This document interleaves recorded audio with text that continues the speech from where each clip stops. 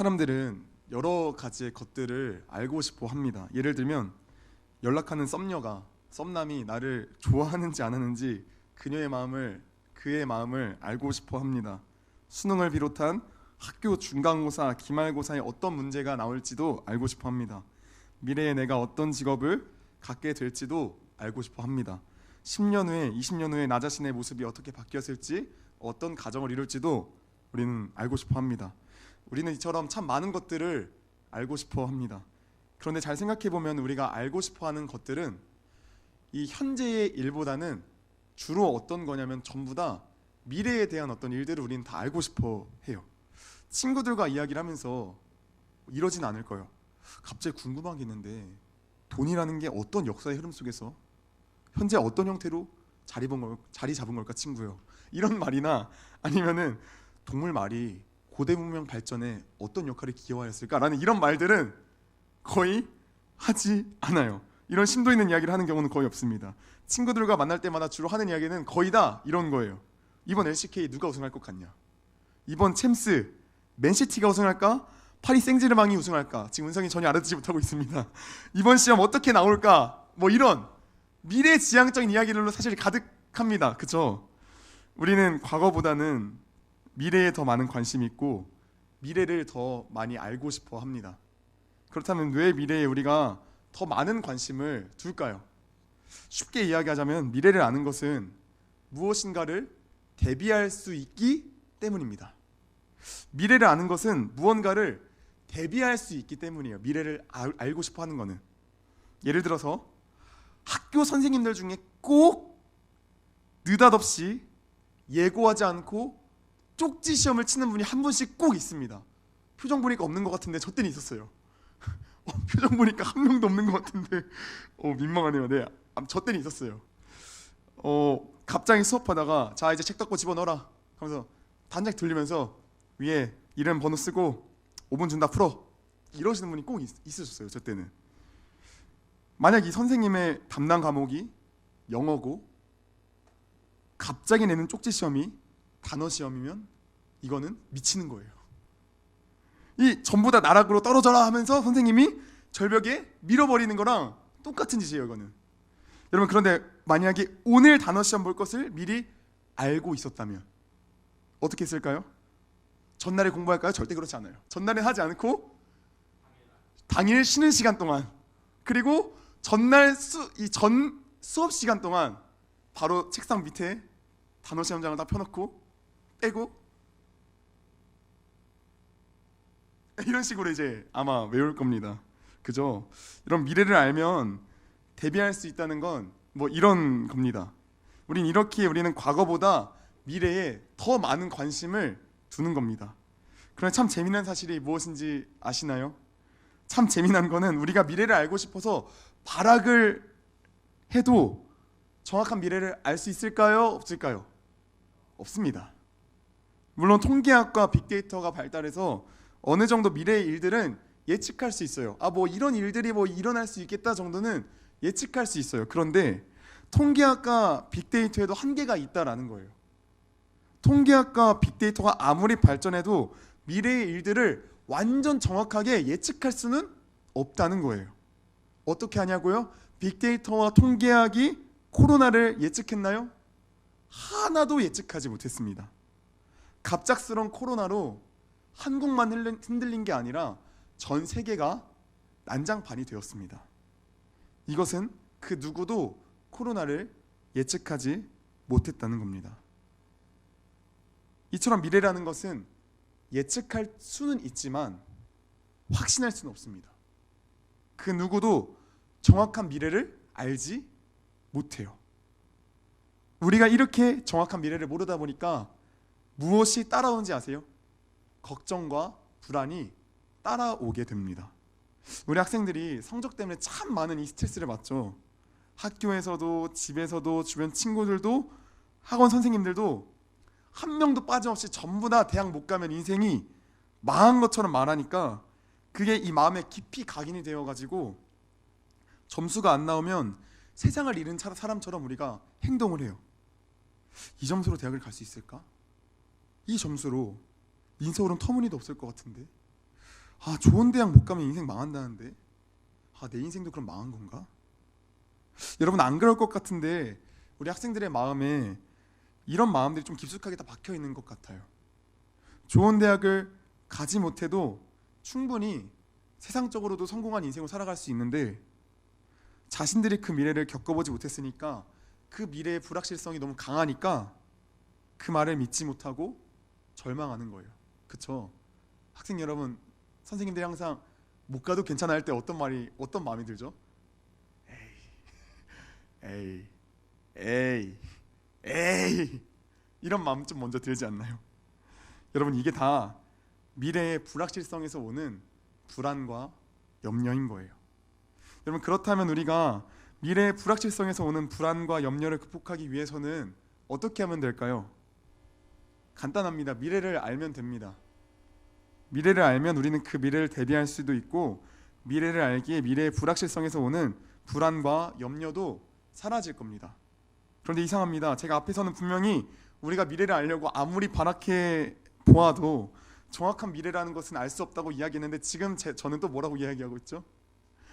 미래를 알면 된다고 말도 안 되는 이런 앞뒤가 다른 이야기를 지금 하고 있습니다. 맞습니다. 사람은 미래를 알 수 없습니다. 그런데 한 가지 확실한 것이 있습니다. 하나님은 그 미래를 아신다는 겁니다. 그래서 하나님의 말씀인 성경에는 미래에 일어날 한 가지의 사건만큼은 반드시 일어날 것이라고 우리에게 증거하고 있습니다. 어떤 일이 일어날지 함께 오늘 본문 47절부터 48절 말씀을 읽고 같이 한번 확인해 보도록 하겠습니다. 같이 한번 읽어보겠습니다. 시작. 사람이 내 말을 듣고 지키지 아니할지라도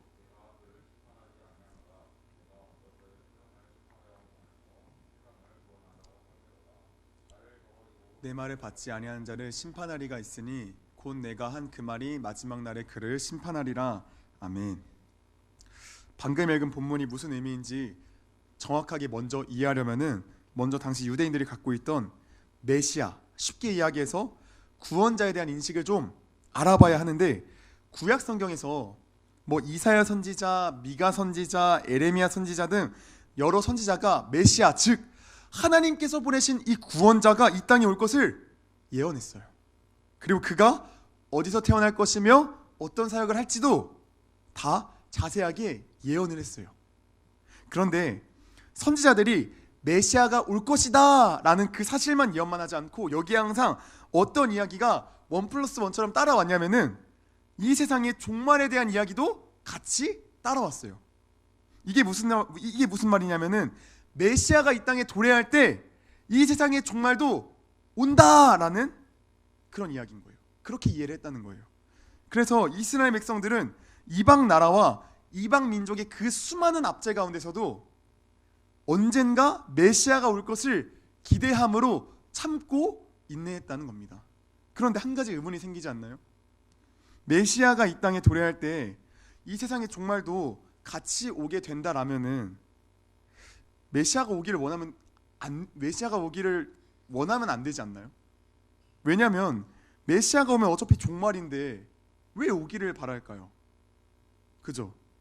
이스라엘 백성들은 그냥 같이 자멸하기를 원했던 걸까요? 원수들과? 이런 의문이 들지 않나요? 저만 드는 것 같습니다. 여러분 이게 왜 그러냐면 우리가 생각하는 종말의 이미지와 이스라엘 백성들이 생각했던 그 종말의 이미지가 완전 달랐기 때문이에요. 우리가 생각하는 종말의 이미지는 뭔가 우주에서 메테오가 막 날아와서 지구 반절 정도가 일단 불바다가 되고 그 다음에 쓰나미가 막 온 땅을 덮쳐서 예수를 믿건 안 믿건 그냥 모든 인류가 모든 사람들이 다 죽게 되는 그런 절망적인 이미지를 우리는 생각하는데 예수님 당시에 이 유대인들이 생각했던 종말의 이미지는 좀 달랐어요. 이들에게 있어서 종말이라는 것은 이스라엘 민족을 자신들의 그 민족을 끊임없이 괴롭혔던 뭐 블레셋 아니면 뭐 바벨로니아, 셀류키드, 뭐 로마와 같은 이방 나라, 이방 민족들이 이 땅에 도래한 하나님께서 보내신 메시아로 인하여 심판받아 멸망하고 하나님께 선택받은 이스라엘 민족들은 이 메시아가 너희 잘 참았어, 너희 잘했어, 너희 지금까지 잘 견뎌왔어 라며 칭찬해주며 위로해주며 그들만을 위한 하나의 왕국을 만들어 주실 거라 생각했습니다. 이것이 바로 이스라엘 백성들이 가지고 있던 메시아 종말론이었습니다. 그래서 이스라엘 백성들이 이런 인식을 가지고 있었기 때문에 예수님을 메시아로 생각하며 그가 예루살렘에 입성하실 때 이제야 로마를 심판하시고 우리를 위한 메시아 왕국을 세워주시겠구나 라며 기대하고 종려 나무가지를 들고 호산나 호산나 주의 이름으로 오시는 이스라엘 왕을 찬송하리로다, 우리를 속히 구원하여 주시옵소서라고 외쳤던 겁니다. 그런데 오늘 본문에서 47절에서 뭐라고 이야기합니까? 예수님께서는 세상을 심판하려 함이 아니요 세상을 구원하려 함이로라 라고 말씀하시는 겁니다. 예수님께서는 자신이 로마를 심판하러 온 것도 아니며 하나님을 반역한 이 세상을 심판하러 온 것도 아닌 죄에 빠진 우리를 구원하러 오셨다고 말씀하시는 겁니다. 그래서 이스라엘 백성들이 예수님께서 예루살렘에 입성하실 때는 호산나 호산나 찬송을 하지만 십자가 예수님께서 못 박히실 때는 그 무리들이 다 침을 뱉고 조롱했던 겁니다. 이 자는 우리가 생각했던 그런 메시아가 아니야. 이 자는 그냥 미친 사람일 뿐이야. 우리를 로마로부터 구원하고 새로운 나라로 만들 그런 다윗과도 같은 왕은 이렇게 힘이 없는 사람이 아니야. 그러나 예수님께서는 무리들이 자기를 조롱하고 비난하고 핍박하여도 십자가의 길로 가셨습니다. 그리고 십자가에서 죽으심으로 말미암아 우리의 죄를 대속하여 주셨고 3일 만에 부활하셔서 하늘로 승천하셔서 우리 각 사람에게 예수의 영, 성령의 영을 보내주셔서 천국 가는 그날까지 우리를 인도하여 주시고 있습니다. 이것이 47절에 예수님께서 내가 온 것은 세상을 심판하려 함이 아니요 세상을 구원하려 함이로라의 의미입니다. 여기까지는 모태신앙인 여러분은 수백 번, 수십 번 들었을 내용입니다. 그래서 우린 솔직히 여기까지는 너무 잘 압니다. 그렇죠? 그런데 많은 신앙인들이 그 뒤에를 잘 기억하지 못하더라고요. 먼저 질문합니다. 하나님의 구원 계획이 우리를 죄에서 구원하시고 각 사람의 마음 가운데 성령을 보내신 걸로 끝입니까? 거기서 끝입니까? 하나님의 구원 계획이? 예수님께서 부활하시고 하늘로 승천하셔서 우리에게 성령을 보내시면 하나님의 구원 계획이 끝인가요? 48절을 보시면 48절 후반부에 이렇게 기록이 되어 있습니다. 곧 내가 한 그 말이 마지막 날 그를 심판하리라 라고 나와 있는데 이것이 무엇이냐면 하늘로 올라가신 예수님께서 다시금 이 땅에 오시는 때가 있다는 거예요. 이걸 우리는 기억해야 돼요. 다 이걸 기억을 못하고 살더라고요. 많은 신앙인들이. 마태복음 16장 27절이랑 24장 29절부터 31절 말씀 좀 길지만 같이 한번 읽어보면 좋겠습니다. 같이 한번 읽겠습니다. 시작. 인자가 아버지의 영광으로 그 천사들과 함께 오리니 그때에 각 사람이 행한 대로 갚으리라. 그날 환난 후에 즉시 해가 어두워지며 달이 빛을 내지 아니하며 별들이 하늘에서 떨어지며 하늘의 권능들이 흔들리리라.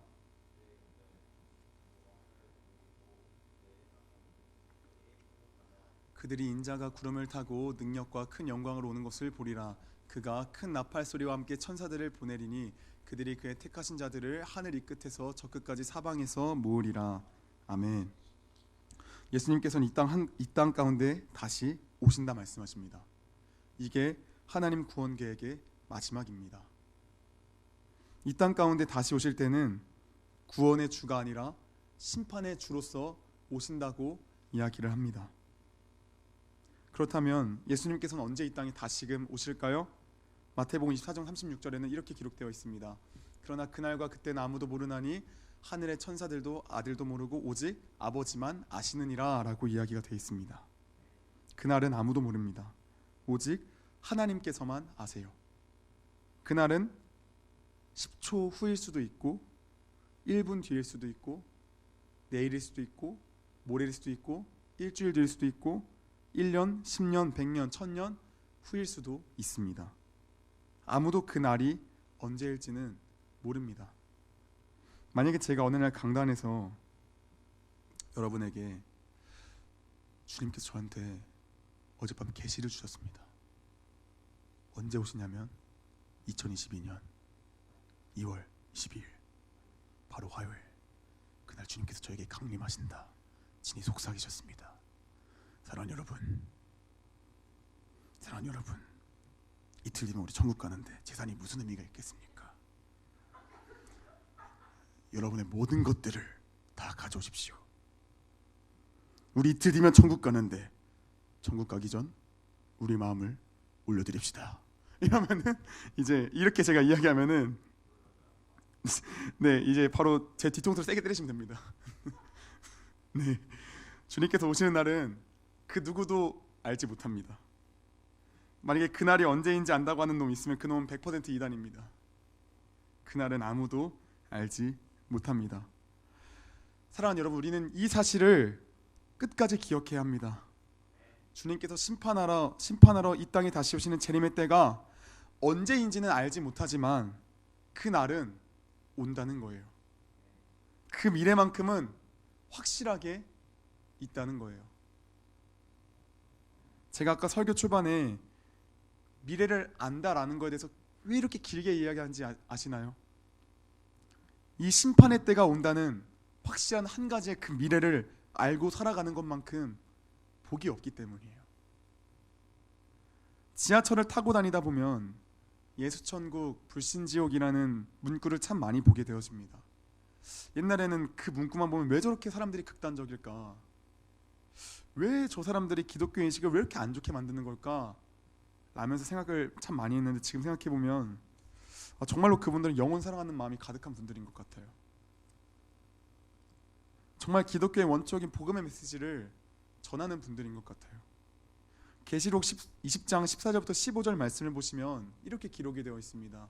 사망과 음부도 불못에 던져지니 이것은 둘째 사망 곧 불못이라. 누구든지 생명책에 기록되지 못한 자는 불못에 던져지더라. 최후 심판날에 예수 믿지 않는 사람들은 전부 다 지옥으로 떨어집니다. 반면에 예수 믿는 자들은 새하늘과 새 땅, 새 예루살렘, 거룩한 하나님의 도성, 천국으로 가게 되어집니다. 여러분, 예수님 다시 오시는 그 날에 지옥으로 갈지 천국으로 갈지 결정되는 심판의 날입니다. 그날이 언제 올지 모르지만 그날은 옵니다. 그날은 옵니다. 여러분, 우리 인생 솔직히 길게 살아보진 않았지만 이 짧은 인생 속에서 정말 인생길이라는 것이 한 치 앞도 안 보인다라는 것을 깨닫지 않으시는가요 혹시? 사람들이 미래를 알려고 사주도 보고 타로도 보고 책도 보고 별의별 것들을 다 하는데도 정확한 미래라는 것을 예측하는 정확히 아는 사람들이 있나요 혹시? 아무도 없습니다. 그 누구도 코로나19를 정확하게 예측한 사람이 없던 것처럼 말이에요. 아무도 없어요. 여러분, 제 친구들 중에 그 항공과 나온 친구들이 되게 많거든요. 되게는 아니고 좀 있어요. 네, 다들 스튜어디스를 하려고 항공과를 들어갔는데 지금 학교를 다 졸업했거든요. 지금 뭐 하고 있을까요? 그 스튜어디스를 하고 있을까요? 네, 스튜어디스를 하고 있으면 제가 진작에 이런 이야기를 하지도 않았겠죠. 그죠? 코로나 때문에 항공사가 취업이 안 되다 보니까 전부 다 스튜어디스가 아닌 다 다른 일들을 하고 있습니다. 다른 길을 알아보고 있습니다. 한 친구는 이미 카페를 창업해서 카페를 하고 있더라고요. 네. 카페 창업하고 있더라고요. 여러분, 제 친구들이 이렇게 될 줄 알았으면 항공과에 진학을 했을까요? 안 했을까요? 절대 안 했겠죠. 스튜어디스가 될 수 없는데 미쳤다고 항공과에 들어가서 4년의 시간과 수천만 원의 돈을 씁니까? 그리고 또 항공과 군기 심한 것도 다 널리 퍼져 있는 사실이잖아요. 이게 어떠냐면은 1, 2학년들이 길거리를 가다가 만약에 선배처럼 보이는 사람이 있어요.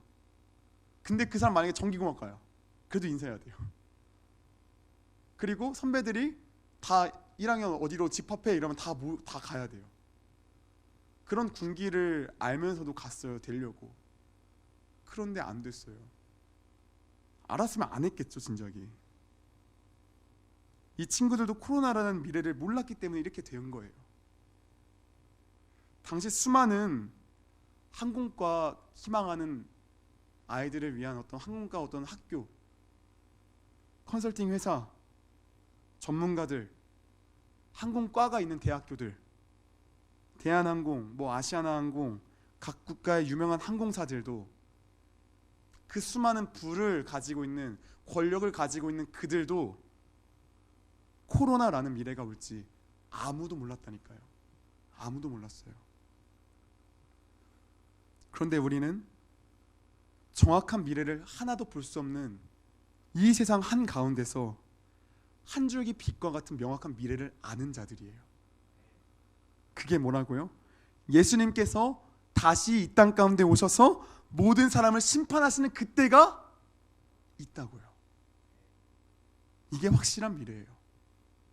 이걸 아니까, 이 미래의 일들이 일어날 것을 아니까, 그 느낌 아니까 어떻게 살아갈까요? 우리가 이 땅에서 조금 억울한 일이 있어도 참는 겁니다. 하나님을 믿는 나는 매 순간 뭔가 불행한 것 같고, 내 의지로 태어난 것도 아니고 내 의지로 교회 다닌 것도 아닌 상태에서 태어나서 여기까지 와서 참 내 인생 뭔가 좀 그런 것 같고, 그리고 참 가진 것도 없고 매 순간 고난의 연속인데, 또 저 악한 인간은 고난도 없는 것 같고 언제나 하는 일들이 승승장구하는 것 같아서 배 아프고 화나고 미칠 것 같을지언정, 예수님께서 다시 오시는 그 날이 오니까 그 날을 믿음으로 참고 인내함으로 견디는 겁니다.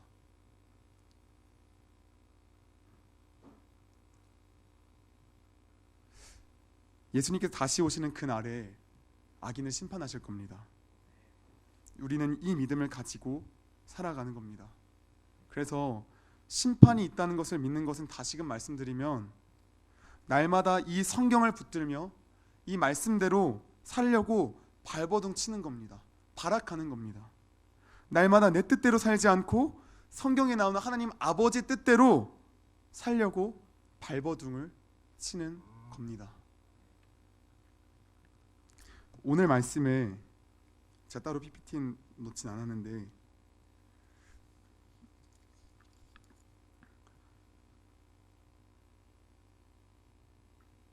여기 보시면은 사람이 내 말을 듣고 지키지 아니할 내가 그를 심판할지 아니하노라. 그렇게 밑에 보시면은 나를 저버리고 내 말을 받지 않은 자를 심판하리가 있으니 라고 말하잖아요. 그죠? 48절에 심판받지 아니하는 자는 예수를 따르고 예수의 말씀을 따르는 자들이기 때문에 제가 이런 말을 하는 겁니다. 여러분, 심판이 있다라는 것을 믿는다면 말씀대로 살아가는 겁니다. 예수를 따른다는 겁니다. 그 지옥이 무서워서가 아니라 사랑하기 때문이에요. 이걸 착각하시면 안 돼요. 여러분, 예수를 믿는다는 일이 참 쉽지 않습니다. 예수를 믿으면 고난의 연속입니다. 세상의 조롱 멸시는 기본 옵션입니다. 헌금한다고 바보 소리 듣고 평생을 교회에서 산다고 친구들에게 온갖 비난도 듣습니다. 또 원수를 사랑하기까지 해야 합니다. 참 화가 나고 저 사람의 악한 속내가 다 드러내 보이는데, 다 보이는데 그걸 참고 인내해야 합니다. 예수를 믿는다는 것은 이렇게 쉽지 않습니다. 그런데 그 날이 오기에 견딥니다. 예수님께서 다시 오시는 그 날이 있기에 예수님 다시 오시는 그날만을 바라보며 소망하며 하루를 살아내는 겁니다. 다시금 말씀드리지만 오해하지 않으셨으면 좋겠습니다. 단순히 천국 가려고 현실에서 참고 사는 것이라고 오해하지 않으셨으면 좋겠습니다. 단순히 천국 가기 위함은 기독교 신앙의 본질은 아닌 것 같습니다.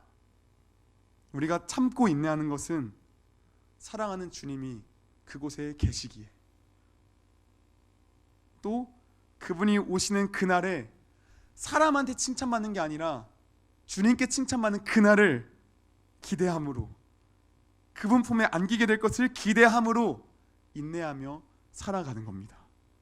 말씀대로 살아가는 겁니다. 사랑하는 여러분, 만약에 예수님께서 살아계시다는 것이 믿어지지 않는다면, 그 심판날이 온다는 것이 믿어지지 않는다면 기도하시고 말씀 읽으시길 바랍니다. 히브리서 4장에는 이렇게 기록되어 있습니다.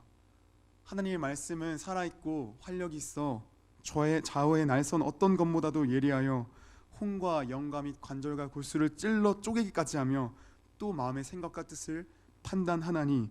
그리고 시편 119편 105절에는 이렇게 기록되어 있습니다. 주의 말씀은 내 발의 등이요 내 길에 빛이니이다. 마태복음 7장 9절부터 11절에는 이렇게 기록되어 있습니다. 너희 중에 누가 아들이 떡을 달라 하는데 돌을 주며 생선을 달라 하는데 뱀을 줄 사람이 있겠느냐? 너희가 악한 자라도 좋은 것으로 자식에게 줄 알거든 하물며 하늘에 계신 너희 아버지께서 구하는 자에게 좋은 것으로 주시지 아니하겠느냐? 말씀하십니다. 사랑하는 여러분, 하나님께 구하시길 바랍니다. 하나님께서 주실 겁니다. 그 믿음을 더하실 겁니다. 최후 심판이 있다는 것이 믿어지게 하실 겁니다. 예수를 믿게 되어 예수님 다시 오시는 그날만을 바라보게 하실 겁니다. 이 하루의 삶이 힘들고 어려울지언정 그 미래의 확신 가지고 살아가는 우리 모두가 되기를 주의 이름으로 축복하겠습니다. 함께 이 시간 찬양하고 좀 기도하겠습니다. 주님 다시 오실 때까지 찬양하도록 하겠습니다.